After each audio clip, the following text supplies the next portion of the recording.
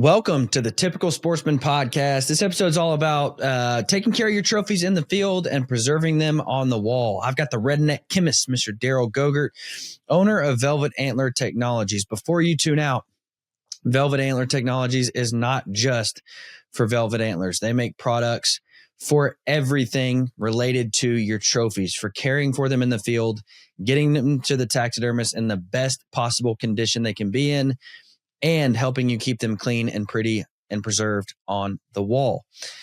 Guys, I have also dropped, I think, 6 new t-shirts on the Typical Sportsman website, including this one, Can't I'm Hunting. Whenever my boss texts me and says, can you get to that? I just take a picture of my shirt and send it to him. I'm out hunting, bud. I can't. Also, the new Keep the Dusty Side Up shirt, which I'm so incredibly excited about. Grocery Getter t-shirt. There's a 6 new ones on there. Go check them out. Typicalsportsman.com. Guys, this episode is brought to you by my phenomenal friends over at 2-0. I have been on 2 spring bear hunts now and faced all different kinds of weather. Spring bear can be crazy because you can face really cold and it can get really hot. Lots of rain, lots of different, one was in Canada, the other was in Idaho, and we're hiking into these bait sites. So the gear still has to perform and you still have to be layered because you're going to get sweaty walking to the stand. Then you got to, you have to layer in order to have a successful, comfortable hunt. 2-0 is phenomenal gear, offering incredible Western gear at an unbeatable price. And it has performed in every situation I've put it in, including now 2 spring bear hunts. I'm so incredibly impressed with their clothing. Their pattern is sexy. Go check out 2-0. That's TUO for your next set of Western clothes. I promise you, from the base layers to the rain gear, you will be impressed. You will fall in love with it. You will enjoy it.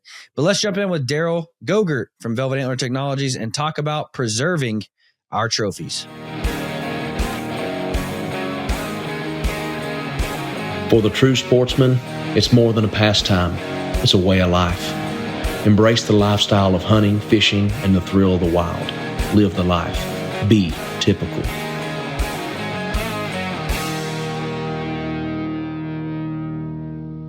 If you are a traditional archer, then you are probably familiar with Three Rivers Archery. If you are an aspiring traditional archer, you've probably heard of Three Rivers Archery. And if you are even curious about traditional archery or hope to do it one day, you need to become familiar with Three Rivers Archery. Why? Because Three Rivers Archery is a wealth of knowledge on all things traditional archery. You can call those guys up, whether you're going to buy from them or not, and ask them any question under the sun, and they'll be able to help you. From spining of arrows to weights of broadheads to string links to AMO links, any question in between, tuning a bow, they are there to help you. They also sell everything you could ever dream of needing when being a traditional archer, from bows and arrows, broadheads, tabs, gloves, strings, stringers, cases, display racks. If it has to do with traditional archery, Three Rivers has it, and they know about the product. So you can call them and ask them any kind of question, and they're there to help you. They are the single largest distributor of all things traditional archery. They offer same-day shipping. They are phenomenal. Guys, if you are a traditional archer or you've ever even wanted to look in traditional archery, Three Rivers Archery is your place to go for all things traditional archery.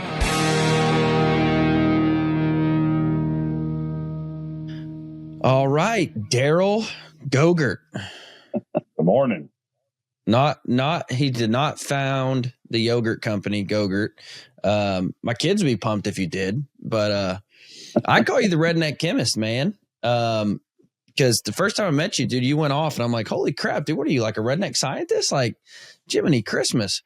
Darrell is the owner and founder, co-owner, I should say, of Velvet Antler Technologies, and offer some incredible products, some products that everybody should have. However, there's a few products right now that really take the cake as far as the time of year and the seasons that we're hunting. In other words, spring turkey and spring bear. Before we jump into all of that, though, I want to talk about preserving your trophies and, how to take care of in the field prep of your trophies. However, pan your camera over, dude. Let them see the star of the show. Which one? That one? You know which one. Check that thing out. Now, before we got on, I was trying to do a little bit of research, and Google says that 1% of the white-tailed deer population are piebald. However, I'm looking at the National Deer Association. I'm looking at their website to see just how rare they are, and what causes that. Anyways, share the story of this deer, man. Like this was a really cool deer, and I remember the first time you showed it to me, I was just blown away. It is something that you very rarely see, and you were lucky enough to not only see one but kill it. So very, very cool. Where'd you kill it at? Killed it in Maryland. We see quite a few of them out there. Actually, it's kind of surprising. And actually, I had that one mounted on that pedestal. If you look, he's mounted really far back on that pedestal because there's 2 white-tailed does right now that I got my eye on, that I'm letting kind of get a little bit bigger, but I want to kill one of them and have it laid down next to him. So not many people in the world will be able to have a pair, of whitetail piebalds. So, but yeah, killed him out there. We watched him all season. He made it through all the seasons, and actually day before last day of season, I killed him. Everything else was dropping antlers, and he still had his, so I ended up taking him. That's so cool, man. Now this is interesting because the Deer Association says in the past, some states have allowed the harvest of piebald. So make sure you know how your state handles the issues before you decide, which is interesting to me because I don't know why they would outlaw it. I mean, I don't genetically, I don't know why they would outlaw it. Other than, just a feel good decision that, hey, these are really cool looking animals. We don't want to kill them. That's really interesting to me. It's really interesting because most of the piebalds we see, they have very short legs or they have some sort of growth defect. Generally they don't live past 3 to 4 years because of those growth defects anyway. So I don't understand that. We, might as well let people harvest them and have them, as a trophy. But I don't understand some of the states' thinking. I'll show you. So I actually had a different set of antlers mounted on this deer that I had killed the year prior because I couldn't bring myself to cut the horns off of his head. So let me show you.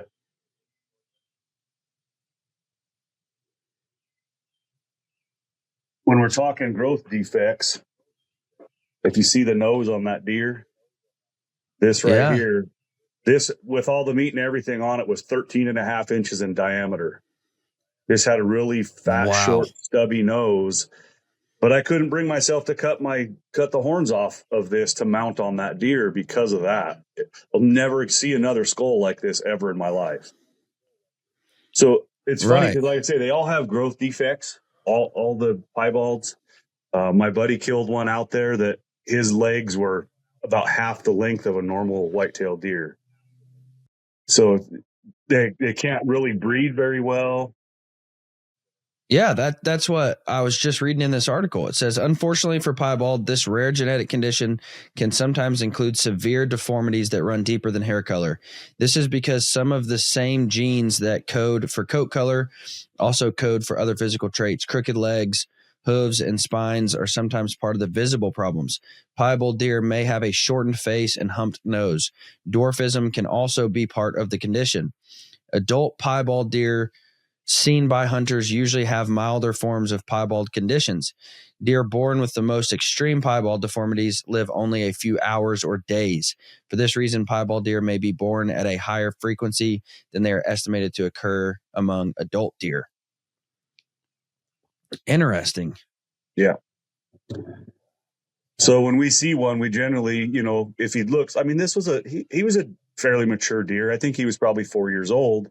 So, he was at the end of his lifespan. He's not like a normal white-tailed deer that might make it 8 to 10 years and have a nice, big, beautiful, scoreable rack. So anyway, little backstory behind him. And I'm glad I got to harvest him, and it's just a chance of a lifetime. It's really cool to be able to do it.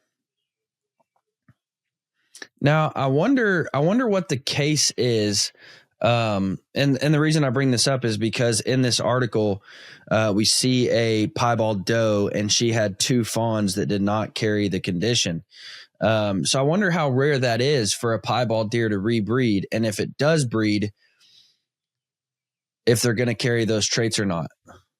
I don't know, because we had actually a doe come in last year with a fawn.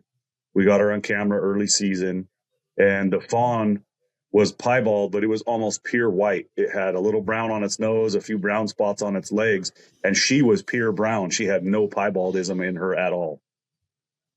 Wow. So the dad must have carried the trait. Yeah, and there's a lot of genes out there, but there's a lot of deer out in Maryland too. There's millions of deer in Maryland. Yeah. Which that's something, man, there's so many states that offer such good hunting opportunities, and everybody looks at your Kansases, your Iowas. I mean, everybody looks at those states. But I was talking last night on a podcast and talking about, well, the question was raised. It was a TikTok live podcast, which was just insane because we were answering all these questions, and somebody asked about the prices of tags increasing and the trophy hunting mentality and all that stuff that goes hand in hand. And I said, well, the price of Oklahoma tags doubled this year, and people don't think of Oklahoma as a trophy hunting whitetail deer state. And I just talked about how, Oklahoma offers some incredible whitetail opportunities. There's so many states that offer great hunting opportunities that nobody ever even looks at or considers. And when you started talking about Maryland, I'm like, dude, I've never in my mind thought, man, I want to go hunt Maryland. But then you meet somebody and you hear somebody and you hear their stories, you see their trophies, you see the quality of deer that they harvest. Yeah. I mean, look at that. It's just stupid. So I've been hunting Maryland for 4 years, and that's not a bad wall for 4 years. I mean, they're not giants by any means, but they're really good deer. I have one more at the taxidermist right now. That's actually, he is right at 160-inch 8-point. I have one of his sheds that we found. But heavy 27-inch main beam. Now what started the Maine hunt? Like what made you start hunting Maryland for whitetails? So it's kind of funny. I have a friend that I grew up with in Nevada. We were next door neighbors since 1976. I was born in 73. So in 1976, we moved into a house, and the neighbor kids, they lived there, and I kind of lost touch with him after high school. I actually got out of high school real early and got married really, really early in life, and kind of had my own thing and lost touch. And we just reconnected about five years ago or so. And he lives out there. His wife works for the federal government, and he said, hey, you should come hunting with me. So I went out there and seen how he does it. And it's really neat. It's the urban type deer hunting where you climb in a tree in a backyard of a guy's house and you go hunt deer, and it's a hoot. It's fun. Yeah. That's cool, man. Now, one of the main things I want to talk about, and the reason I want to talk about it is because I just got back from a spring bear hunt. I leave in 3 days for a spring bear hunt. Bear hide is very, very sensitive. If that's for lack of better terms, it's sensitive. And so I wanted to talk about hide lock, because especially if you're way back in the back country, I mean, we're going to Idaho, your neck of the woods to hunt bears, and you get way back in there, man. It might be a day, 2 days before you can get that deer to a freezer, or that bear to a freezer. And so I wanted to talk about hide lock and how to use that product and, really what it does. But that piebald deer is a testament to hide lock. Right. So, yeah, I sprayed that whole thing down and shipped it to my taxidermist. I used one whole bottle on it. And actually, my taxidermist said, he goes, man, that is one of the best, easiest hides I've ever got to deal with. Everything worked perfect. There was no bad spots in it. It was just really, really easy. And, when you talk about bears being sensitive hide-wise, it's not necessarily that they're sensitive. It's that, number one, their hide is very thick. Number two, people generally tend to fold them up and freeze them. So inside of that, when they freeze them, it takes a long time for that inside to freeze, if it ever does freeze, because bear hides and hair is so thick, it's an insulating factor. So when you go to freeze that thing, it's a foot thick, 2 foot thick. It can be. I mean, it depends on the size of the bear, right? It can be huge. So, and people don't really understand that. So what Hide Lock does, you spray it on that hide, and it keeps bacteria from growing, which bacteria is what kills the hide, right? It's what makes it rot. So during the freeze thaw process is the two worst times for a bear hide. Number one, freezing it won't freeze the inside very well. Once it does freeze, once you start to thaw it, the outside thaws first and the inside thaws last. So those two factors in working together are working against you the whole time you have your bear hide, either with you or at the taxidermist, right? So being able to put something on there to keep that more on a level playing field. So that Hide Lock keeps the bacteria from growing, helps set the hair follicle, and during that freeze thaw process really, really, really makes a big difference for your bear hide. Yeah. So just so everybody is fully aware, we're not saying that if you spray your hide down, you're done. That is for lack of better terms, that's an insurance. That's an insurance, that's an insurance for your deer, for your bear, for your deer, for whatever. You still want to get that in the freezer. However, in the case, like I said, we're heading to Idaho. It's going to be, 2 days maybe before I can get it on ice. That's going to keep that bear hide good until I get it in the freezer or on ice. Now, what I will say too is, as soon as you harvest a bear, as soon as you kill the bear and you get the skin off of it, don't just roll it up and put it in a freezer. Lay that bear out and let the whole thing cool first. Because what happens is, if you just roll it up like you're talking about, yeah, that inside is still really warm. But like when I killed that Canadian bear, I mean, it was, 40 degrees outside. So that hide could cool pretty well. So while we're finishing, quartering out the bear, we have that thing laid flat so the entire thing can cool off. I want the entire thing to cool off before I roll it up. And so just walk me through the process of not only bears, but any hide that you want to preserve. What are the steps that you take in order to get that to the taxidermist in the best possible condition? Can I jump up for just a second? I can't take this friggin' rooster out here anymore. I got to go give them stupid. You hear him in the background? I got to go give them stupid things some food so they'll shut up.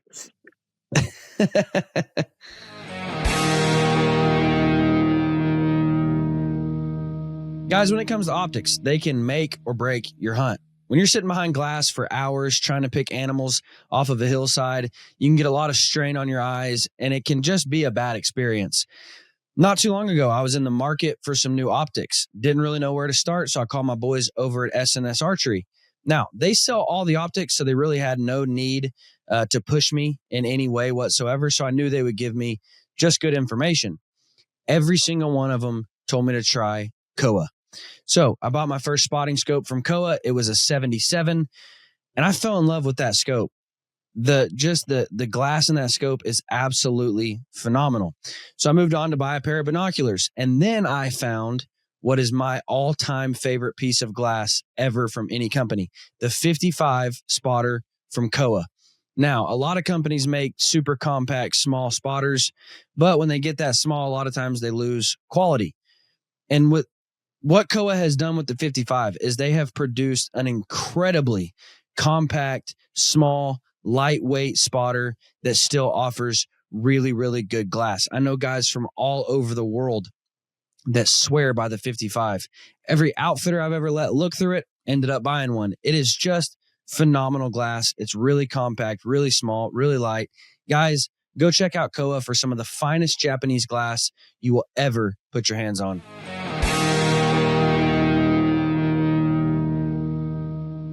My goodness, them stupid things pile up outside my office because my chicken coop is right out here, and they'll sit out there and squawk until I go give them some scratch in the morning. Ugh. Oh, there we go. That's funny.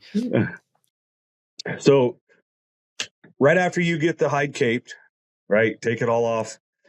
You want to, from there, clean off any large pieces of meat or large pieces of fat where that hide lock can't really get down and touch the hide. The thin layer, there's always that little thin layer of meat that I've never had an issue with. But if a guy feels more comfortable getting that off, you can get it off. The best thing about this product is you don't have to really get in there and like super flesh the hide like some people think. You just clean it off really well, get it sprayed down. And I always reinforce this. This is an insurance policy for your hide. This isn't a tanning solution. It's not a fix-all, right? But if you're going to save it from losing hair, this is one of the best things you can do to your hide. You spend thousands and thousands of dollars to go on these hunts, and it's a $50 insurance policy, right? That ensures that hide's going to get back. So you clean it all off, clean everything off. And I always tell everybody, spray every wet membrane. And wet membranes include eyes, ears, nose, mouth, all the inside of the hide. And I always spray the inside and the outside of the head, face, eyes, ears, mouth, and nose. So because that bacteria grows in the nose, bacteria grows in the ears, bacteria grows on the mouth, right? That's where your big source of bacteria comes from. So if you can spray that on there and kill all that bacteria, then you roll it up, fold it up, however you got to do it, you're going to see way better results. And you don't have to freeze these hides, right? I always tell people, put them in a plastic bag, which taxidermists are going to hammer us on this one. Don't put it in a plastic bag. But here's the reason. Number one, you keep the product in and on the hide surface while it's in a plastic bag. Number two, you keep water off of your hide. How many people will take a hide and throw it in an ice chest and put a couple bags of ice on it, right? What happens? The ice melts, it gets on the hide. Water is a number one carrier of bacteria. It will move bacteria around that hide so fast, it'll make your head spin. So we're keeping the material on it. We're keeping the water off of it. And we're keeping any more bacteria from outside sources getting to that hide. So if you put it in there, spray it, put it in there, seal it up real tight and tie that bag really tight. Then put it in your ice chest and put ice on it. Keep it cool. So cool, dry, with the hide lock on it in a plastic bag. That's your best bet. And you're going to have great results. Yeah. And that's something, man, I can't stress it enough. And, before I move on, I'm not saying that we only shoot these animals for their hides. Bear is my favorite meat to consume, probably. I love bear meat. However, like you said, man, I spend a lot of time and effort and energy to go on these hunts, and I don't want to get home and think, oh man, dude, this hide is trash. That bear I killed in Canada, beautiful cinnamon, gorgeous color, gorgeous fur, gorgeous coat, like thick and beautiful. And the whole time on the way home, I was a nervous wreck because I'm like, I hope I got it cold enough. I hope it's good. I'm sitting there and the wife wants to pull over and sleep for the night. And I'm like, no, we got to get home. I got to get this thing in a freezer. I can't let it go overnight. I can't. And so I was a nervous wreck the entire time. I can't stress to people enough, some of these bad taxidermy things that you see, the taxidermist is working the very best that he can because he got a crappy product to use. He was given a poor hide, or, people complain about, dude, this deer was perfect velvet when I took it. Now look, now it's horrible. They're working with the best they can get because we didn't preserve it well enough to give it to them to do, the best job that they could do. So how did this all start in your head? Like, how did you see this need for preserving trophies? Just so everybody knows, the name Velvet Antler Technologies does not just indicate that they are for velvet antlers only. They make products to care for your trophies, to treat your trophies before they're taxidermied, after they're taxidermied, European mounts, mounting systems. I've got all of my heads are on your little hooks. So they're a one-stop shop for all things trophies. Where did you see the need at, and how did you come upon like, man, I need to give the people a solution for their trophies? So when I was really young, I lived in Nevada, and I always got an archery deer tag every year. And I would always go out, and I was 100 miles. I was in northern Nevada, central northern Nevada, and I was 100 miles from any taxidermist, and in early August, late August, it's hot in Nevada and dry. And I hated it because I would cut my antlers off and wanted to keep them, and I would just have rotten velvet. And so I just started playing with some mixtures and seeing what I could figure out to try to make something happen and keep my velvet. And I figured out a concoction, and I held on to it for a lot of years, talking to people saying, hey, we should do this. And I never got really any interest from any friends to help me out. Right. I had 3 kids. I was young. I didn't have money to go say, hey, I can go order a bunch of product and bottles and make this stuff. I just knew how to make it. And I would do all my friends' deer, all the buddies of mine. And then I got into guiding. I was guided for 20 years or so and took a few people out, where we were in the backcountry like that, same thing. And hides would slip and we would lose velvet, and it's just hot and it's dry. Even in Nevada in October, it can be very, very hot and dry, during rifle season. So just all this stuff, all these ideas come about because of guys like you, right? You might say, hey, man, I see you got all these products. Could you figure out something to do this, right? Something new. And they tell me, oh, it's a need that, we could utilize. So I generally spend about a year testing all of these products. When I build them, it'll take me a year of research and development to get the mixtures right, make sure they work, give out enough samples for people to test and adjust, and I get a lot of negative comments. I do. I get, oh, this can't work. There's no way, and it's unfortunate that, we get stuck in a world of the past, and I love all the taxidermists. The taxidermists are my worst enemy 90% of the time because they have a way they like to do things and they don't want to change, right? But the ones that do use the products and start using them, they go, wow, this is a game changer for me. This saves me time. This saves me money, right? I can turn my products around in days versus months. And a good example of that is velvet, right? Guys can take a deer to a taxidermist. Taxidermist uses Velvelock on those antlers. In 3 to 4 days, they could turn around a European skull, right? Versus sending it to a freeze dryer or soaking it or injecting it and waiting. And it's just a lot of time involved in a lot of this stuff. So time is money for all of us anymore. So the more better we can cure these things, the faster, the better turnout we get and the more money we all make. Now, that brings up a question, just so everybody knows.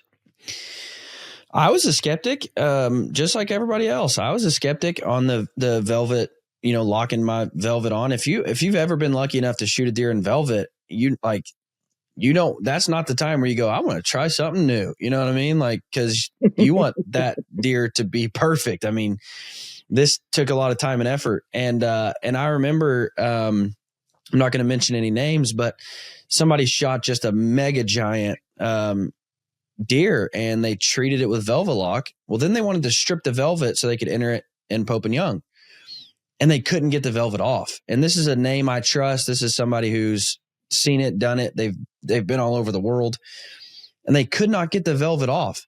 So the only negative thing I had ever heard about Velvelock is that it worked too well. Like that's all the only negative thing I'd ever heard about this product. And this is after talking to a bunch of trophy owners. This is after, really knocking down doors and saying, hey, what's your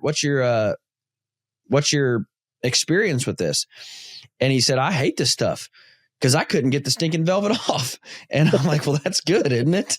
And he said, no, it worked too well. And so, yeah, the only negative thing I'd ever heard is that you couldn't get it off. Now that raises a question. Somebody goes out this fall and shoots a mega giant, velvet mule deer, and they want to do a European mount.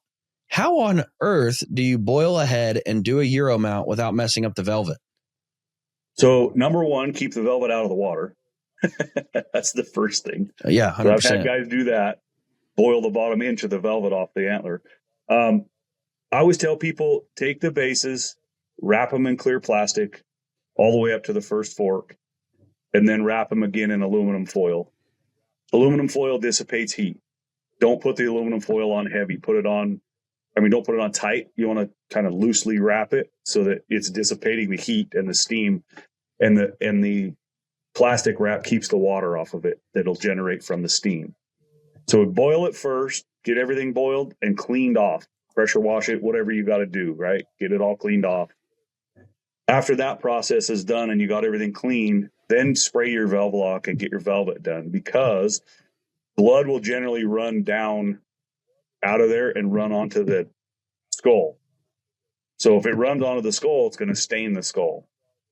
So then you do your whitening after the fact to get rid of all the blood that's in the skull.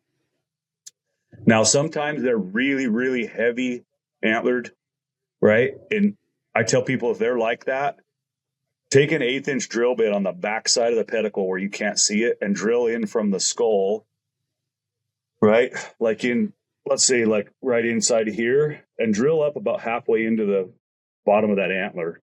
Then when you spray that Velvelock, because it'll actually penetrate the bone, because all this bone is porous. The Velvelock will penetrate the membrane, it'll penetrate the bone and get into the marrow, and it'll actually run the blood out that hole versus running out around the base of the pedicle. If that makes sense. Yeah. So very cool. Yeah. Once you do that, then you should be good. You spray the Velvelock the one time, and 3 to 5 days out in the sun and heat, it's going to help. Going to cure up that velvet, be done.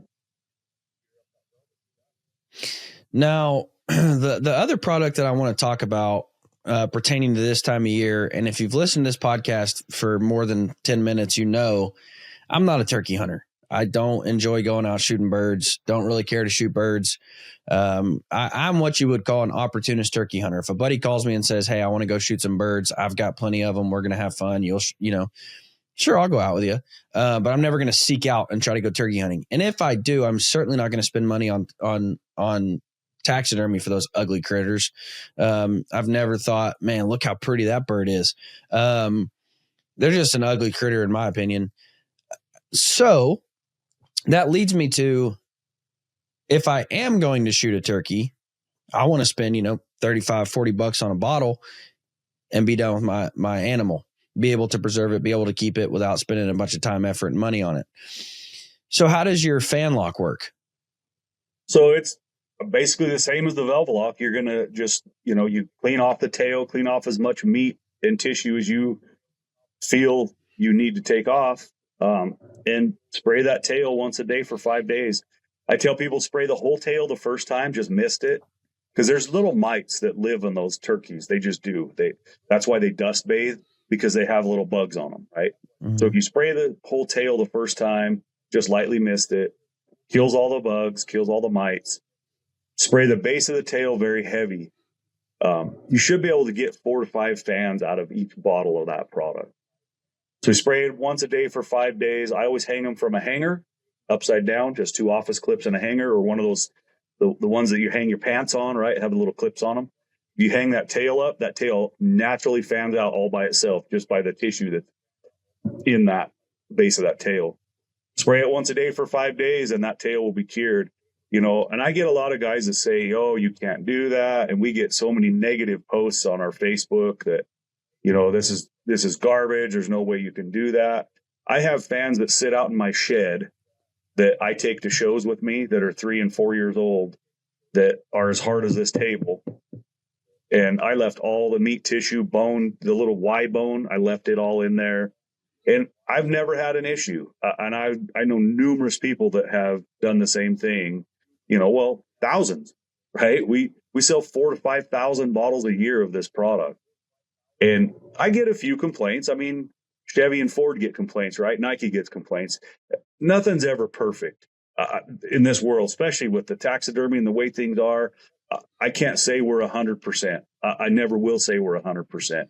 But I do say a lot of that, comes back to maybe user error. Maybe they got it wet afterwards, or they washed it after they got done, or, there's a lot of things out there that you can't control, human factors. And we've had really, really great success with it. Very, very few complaints for the amount of success we've had. Yeah. And I've seen those, what's cool about this is I've seen those same fans years apart, like, like 23 and 25, same fans, same treatment, and they look the exact same. Nothing's changed. Nothing. I mean, and then people walk by and your booth is usually the booth I go hide out in for a while and just to get away from people and things. And people are walking by and they're like, no way this thing works. And then they look at one of your fans and you're like, well, that's the only thing I used on that fan. And they're like, holy crap, like this is perfect. And so, yeah, I get the unique opportunity to kind of see those reactions, but also see the fans year after year. And it's not like, I sprayed this last week and brought it, and by the time I get home, it's not going to work anymore. It's, hey, this was years ago, and here it is. Right. Yep. And I have had guys that ask me, they say, can I do the back? They want the back skin, right? I say, absolutely. You can spray the skin. It'll cure that skin. The wings, the feet. I've done wings where I leave all the meat in the wing and spray it on there, and it'll cure all the meat in the wing. I've done rabbit's feet with fan lock. Spray a rabbit's foot every day for 7 days with all the meat and tissue in it. Just cut it off at the bone, at the joint, and spray that thing every single day and leave it out in the heat and sun. And in 7 days, you'll have a completely hard rabbit's foot. Wow. That's interesting, man. You ever heard of a redneck gear shifter? Yep. So for those of you who have not, I grew up in Southern Arkansas. I grew up hunting in Southern Arkansas, and there is some goofy little rednecks down there, man. And the first deer I shot, old boy cuts the nutsack off, and he says, there's your gear shifter. And I'm like, what are you talking about? And he's like, you stretch that thing out and put it over the gear shifter of your pickup. And when it dries, you got to cover over your gear shifter. And I'm like, dude, that's the weirdest thing I've ever heard in my lifetime. I did not do it. I didn't go full redneck that day. I think that would have been a turning point in my life. I think if I had done that, my life would have turned out way differently, and I would have went full redneck and probably never came back. So yeah, you could use this for your redneck gear shifters. For those of you, for my brothers down south, you can use this for your redneck gear shifters. Now you have had the opportunity to hunt some incredible places. I mean, you got a mega giant bull right over your shoulder there. So obviously you have some incredible trophies. What has been the and I love asking this question to guys who are so successful, for guys who have, got to kill some incredible trophies. What's been your favorite animal to put on the wall? For me, it's actually an antelope. I love antelope.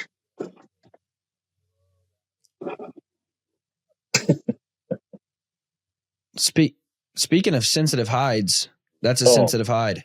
Man, antelope's one of the worst. Hair will slip out of an antelope hide just if you look at it wrong. And that hide lock will absolutely 100% help with that too. But yeah, I love the antelope. I love looking at antelope. They're just cool animals, and they make a lot of really neat noise. If you've never sat in a blind and listened, just listen to a group of antelope talk.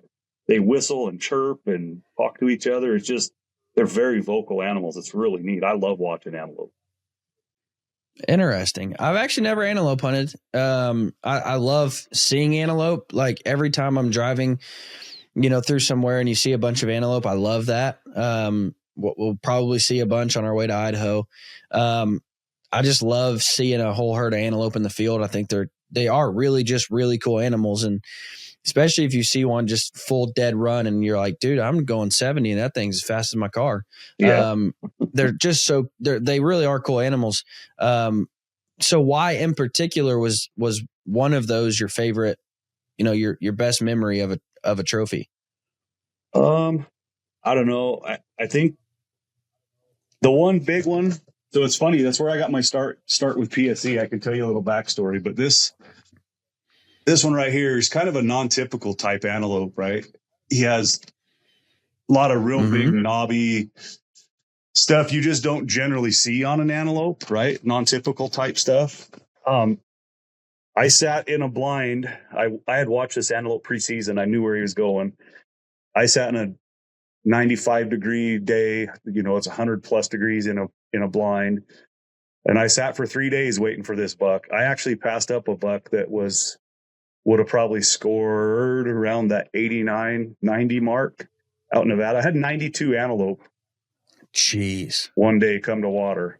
But I had one come in that a guy killed in him. One day. Yeah. This one antelope came in. He was 17 inches tall with 7-inch prongs, but he was just a perfect heart-shaped antelope, right? Just like everybody else's antelope. This antelope was different and special to me. So I let that antelope walk, and somebody else ended up killing him, and he was in the high 80s. He was really, really pretty antelope, but I had my mind set on this one, and wow, that's the one I wanted. So shot him with a bow and arrow.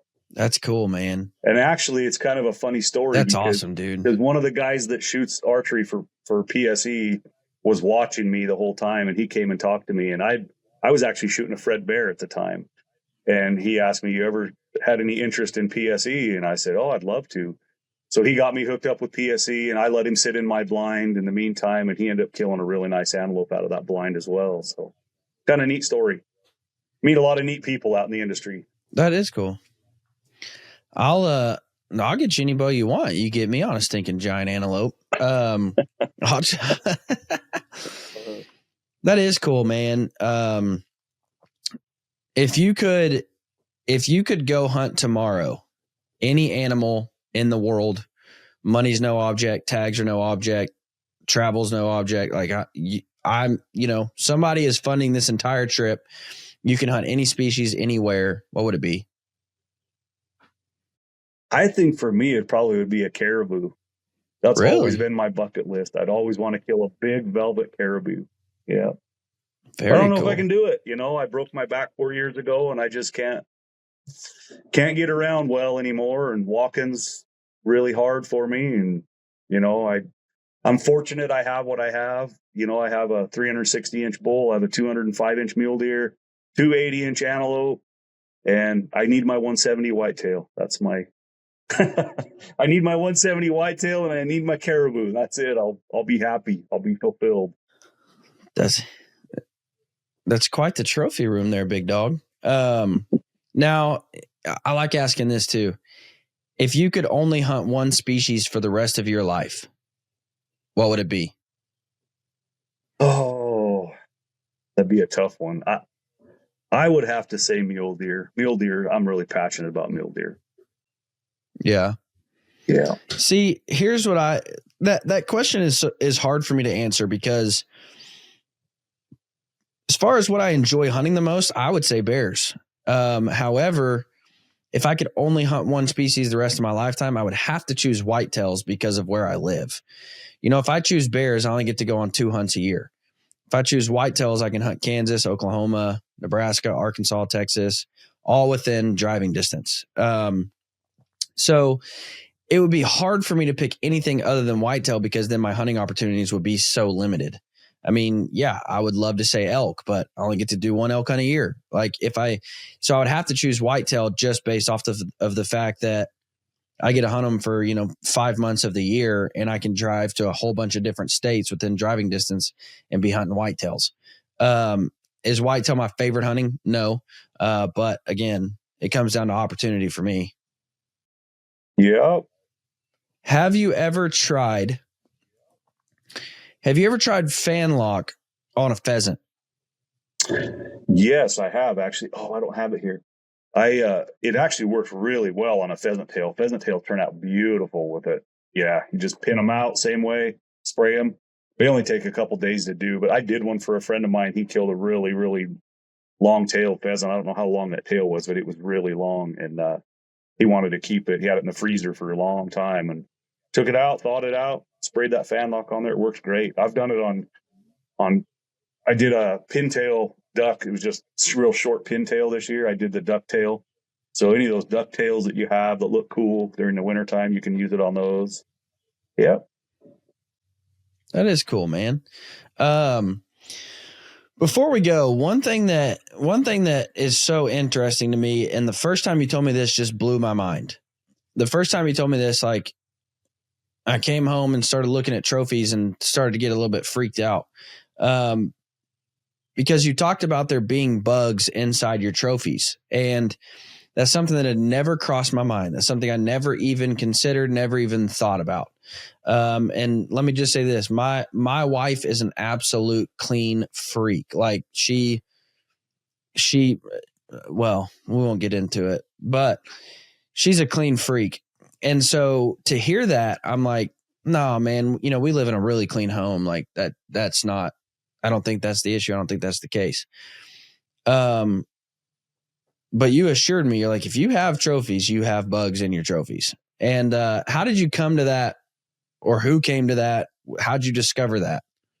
So up until it's been about 15, 20 years ago, they used to put arsenic in tanning solutions.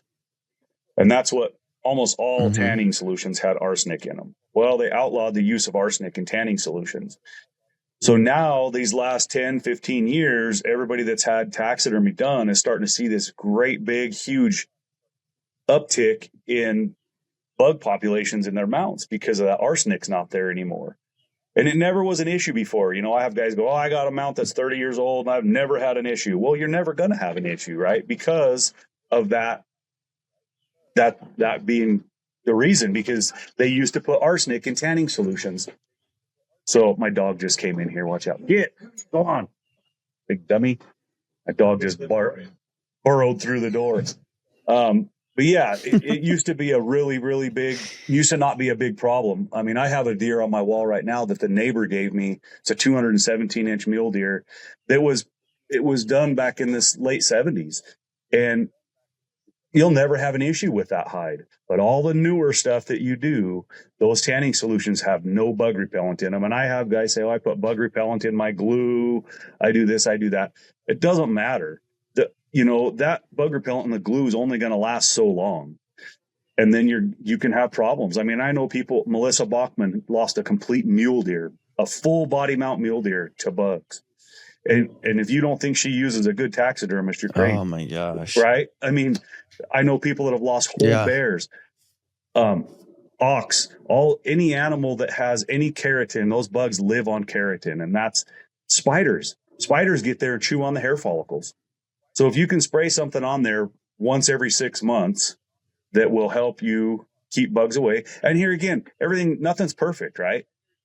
You never know how it's applied. You never know what happens, but man, that trophy clean, you put it on that mount. And if there's bugs in there, if you do it right, you spray it, brush it in like you're supposed to, every 6 months, your chances of getting bugs in your mount is going to be reduced tremendously.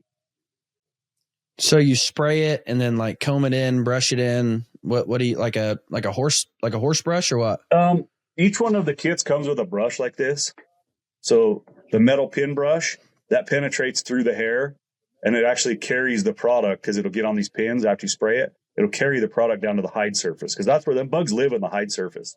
And I hear people say, oh, I bug bomb my stuff every year. Bug bombing doesn't do anything.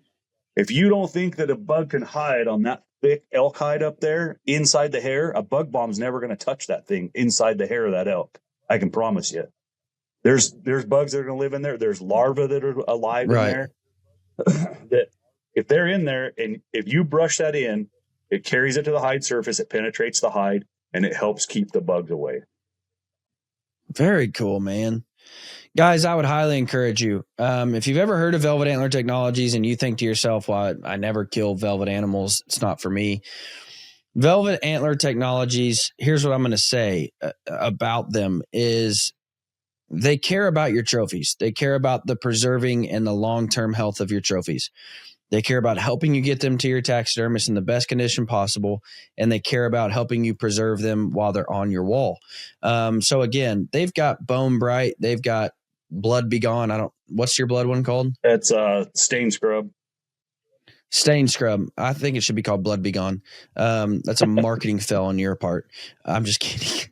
But that works on your hunting clothes. Like I can't tell you how many times I've gotten blood all over my clothes and you can't get the blood out. This will do it. That's just a bonus of that. But Bone Bright to help you with your Euro mounts, your Velvet Antler to help with your velvet, your fan locks, your hide locks, your trophy cleans. They have everything you need to really preserve your trophies because, man, my heart breaks for people. and you look at the extreme, people who, have a house fire and lose all of their trophies. And I understand you guys don't make a fireproof spray yet. I said yet. I understand that's an extreme that you guys don't work in, but man, my heart breaks for those people because these aren't just trophies on the wall. So many people think we're quote unquote trophy hunters, and no, these are memories, and these are things that I can never get back. And these are things that when I look at them, like, this deer here, I only have one deer in my studio, and it's the one that me and my son shot together. And that will forever be one of the best memories I ever have with my boy, and man, what would I do if I lost that trophy? Like, yeah, I still got the pictures and we still have the memory, but now every time my son has a friend over and they see that, my son gets to tell them like, hey, I was with my dad when we shot that buck. And he tells them the whole story, and they're memories on our wall, man. And they're precious memories. And no, I'm not just a quote unquote trophy hunter, but that is what every time I walk down into my basement, I get to look back and, share the stories with people that come into my home and say, this deer that happened, and this deer this was special because of this. And I get to share those memories with people, and they get to see them, and they get to experience it with me almost. And so your trophies are important. Care for them, because I promise you, like, if you've ever lost a trophy, and I've not, thankfully, but if you've ever lost a trophy, that's just heartbreaking, man. So yeah, Darrell, thank you so much, man, for what you do. You saw a need in the industry. You saw a need in the hunter's life, and you really, you stepped up, and the redneck chemist went to work, and that's we're forever, one. My trophies will forever be better off. Antler stain. I just stained it. I just stained this one. Yeah. He looked a lot like this when I started, real white. So I don't know how good the camera shows that, but brought it back. It's beautiful. We let this buck walk this year. I'm going to kill him next year. Now, how will that work for a really old shed that you find? Like, it's just sun beat. It's just, brittle and frail. And it actually works really well. Just, when I was testing it out, this is one of the antlers I did. You can see the different colors. I was trying to get the mixture just right, but you can see some of the cracks in it still. Like if you look up close, I don't know if you can see the little cracks in there. But this one was chalky. Yeah. This was almost chalky, but it brought it back. I mean, yeah, like I said, you see all the different colors because I was trying the mixture and see what works the best for like an all-around coloring system. So, but yeah, it works good. Yeah. So if you're a shed hunter, that's an incredible product. Or if you found, a mega giant deadhead or something.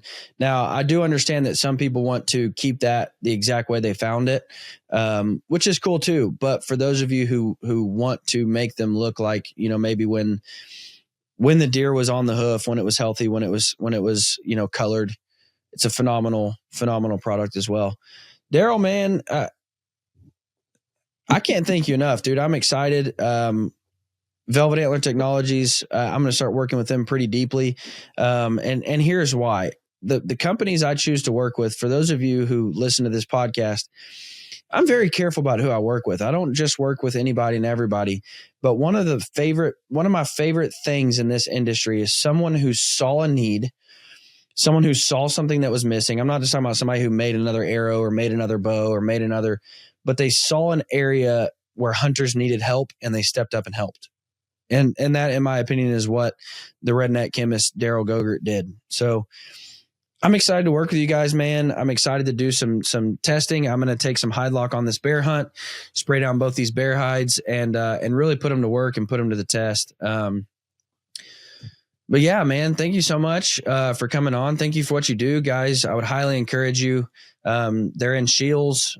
Where else can they go check out the product? We have a few small dealers around, but mostly just Shields right now. Yeah, online's the best. VelvetAntlerTechnologies.com. Yeah, just go check them out, guys. Look at all of their products. Because honestly, I mean, I fell into that I don't want to say trap, but the first time I ever heard of them, I'm like, no, I've shot one velvet in my entire life, and that was a unique situation. So I doubt I'll ever do it again.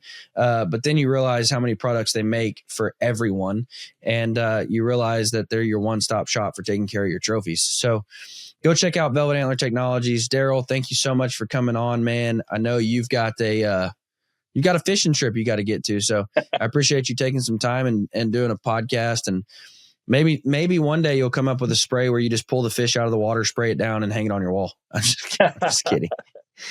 Never know.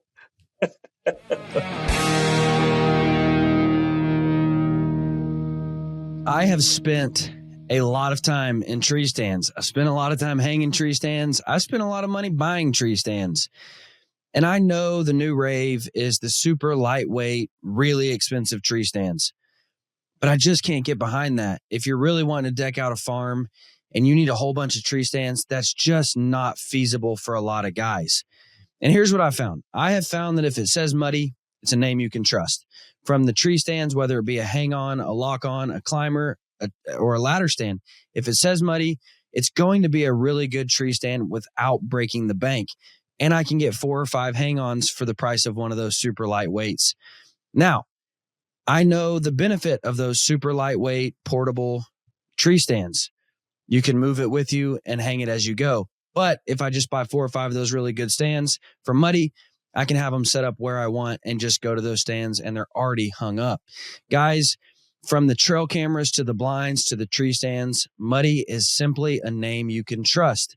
So whether you go into an Academy or a Dick's, Bass Pro, Cabela's, check out Muddy for your tree stands, your trail cameras, and your blinds, because they simply make really good products that are affordable for everyone. Guys, thank you so much for listening. You guys have a fantastic week, and keep the dusty side up.